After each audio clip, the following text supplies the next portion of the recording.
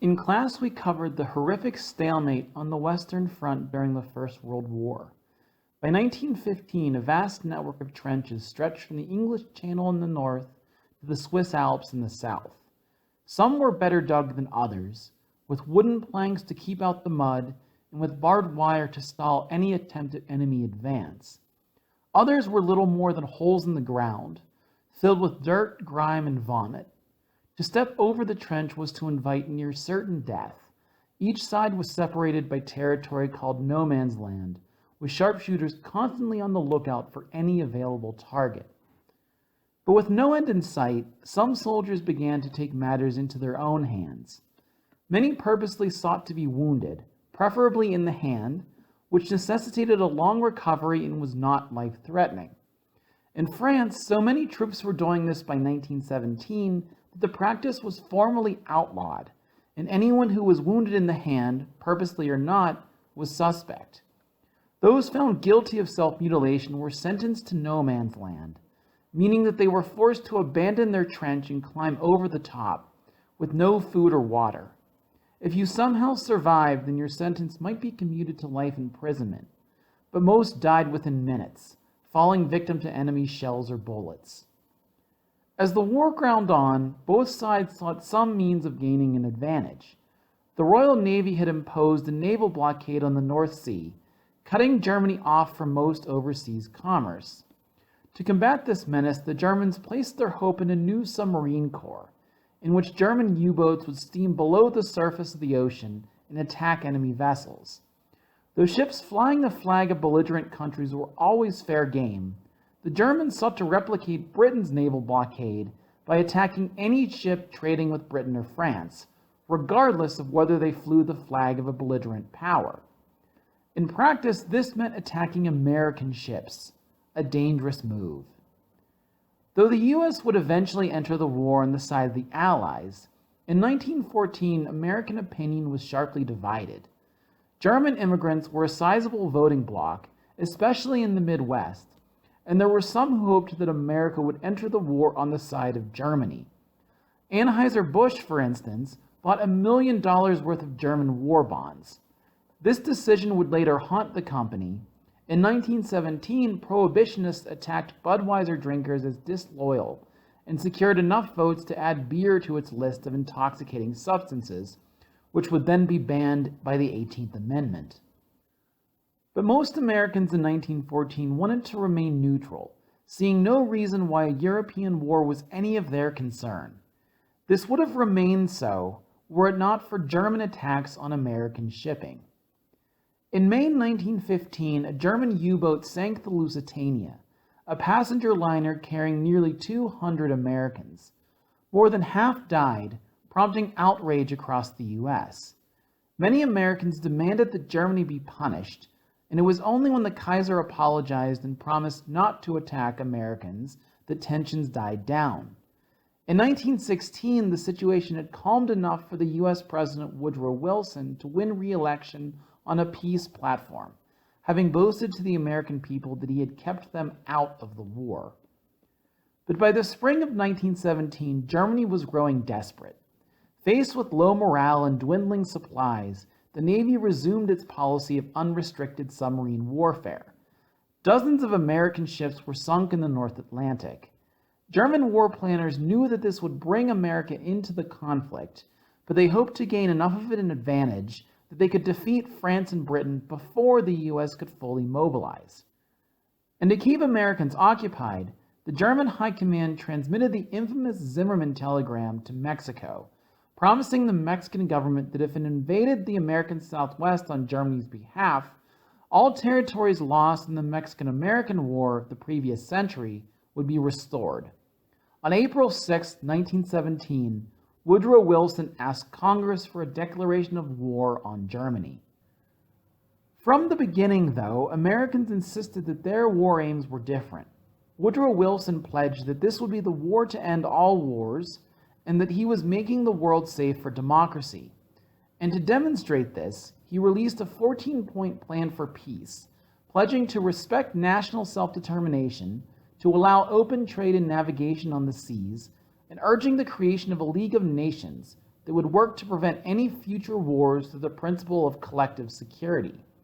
This would serve as the basis for the subsequent peace in Europe, though as we'll see, it didn't quite work as intended.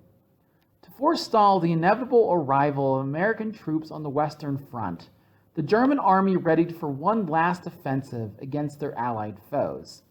At this point, they were fighting a one-front war.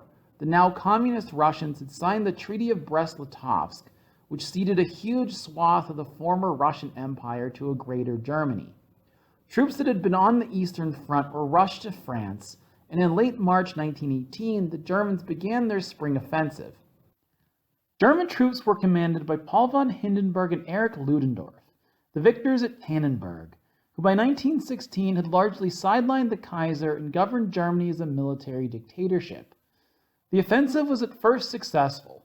The German army broke through Allied lines and raced toward Paris, but it was stopped not far from where it had been stopped in 1914. This second Battle of the Marne was more devastating than the first. Indeed, German morale never recovered. By the autumn of 1918, German troops were in retreat across the whole Western Front, which was now bolstered by hundreds of thousands of freshly arrived American doughboys. Seeing the writing on the wall, Hindenburg and Ludendorff urged the Kaiser to resign.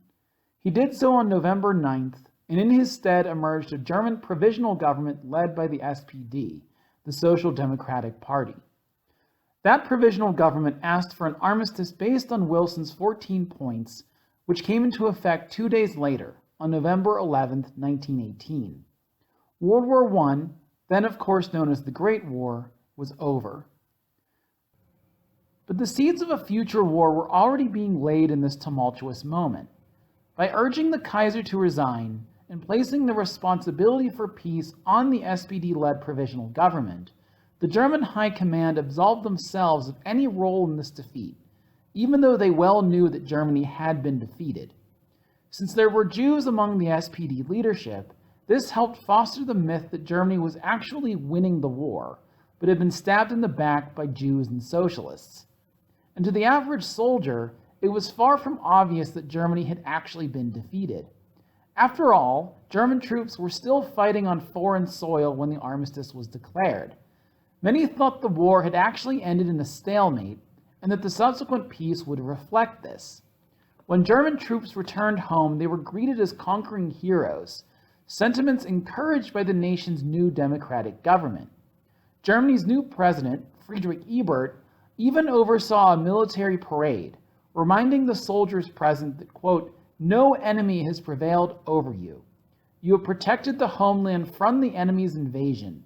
You have saved your women and children and your parents from the murder and fire of war. You have saved Germany's fields and workshops from devastation and destruction. For that, we at home thank you from the very depths of our being." So when the German delegation traveled to Paris the following year for the Versailles Peace Conference, they expected to have an equal seat at the table. They were in for a rude awakening. The U.S. President Woodrow Wilson arrived at the peace conference brimming with ideas. He would break up the old Austro-Hungarian Empire, creating a number of small nation-states from its wreckage. These included the new country of Czechoslovakia, but as this example would demonstrate, Wilson merely reshaped the nationalities question in Eastern Europe. He didn't solve it. Czechoslovakia contained a substantial German minority in the Sudetenland, a group that traded its privileged position in the Austrian Empire with a decidedly non-privileged one in the Czech nation-state. Though the Czech government offered plenty of concessions to its German minority, most Sudeten Germans thought of themselves as German, not Czech, and wanted to merge with Germany. This would have accorded with Wilson's principle of self-determination, but the Allies had no intention of enlarging Germany's borders after 4 years of war. As an example, the new nations in Eastern Europe included a rump Austrian state, which contained most of the former empire's German-speaking minority, and it was expressly forbidden from merging with Germany itself. As this example demonstrates, national self-determination would in general come at Germany's expense. A new Polish nation-state was created in 1919. Poland had once been a powerful kingdom in Eastern Europe, but in the late 18th century it was carved up between Prussia, Russia, and Austria. Polish nationalists kept their identity alive, and a Polish state re-emerged from the devastation of World War I. It was made up of Polish-speaking areas carved from all three former empires, but since the Allies believed that Poland would remain forever impoverished without a seaport, they granted Poland a corridor to the sea through formerly German territory. This separated East Prussia from the rest of Germany. The Allies also created the Free City of Danzig, separating German-speaking Danzig, the main port on the Baltic, from the rest of Germany, and granting the Poles special rights there. All of these issues would be condemned by German nationalists as unfair and repressive, and would play a major role in Hitler's rise to power. Woodrow Wilson thought that these initiatives would remake Europe and bring peace to a shattered continent. But the other Allied leaders at Versailles had more traditional aims. They agreed to Wilson's proposal to create a League of Nations, but this organization was powerless from the start. Neither Germany nor Russia, soon to be reorganized into the Soviet Union, were allowed to join, while isolationist opinion in America itself prevented the US from joining too. As a result, the League would never provide the collective security Wilson craved. The French president, Georges Clemenceau, wanted to punish Germany for its aggression, hoping thereby to prevent Germany from ever again threatening France.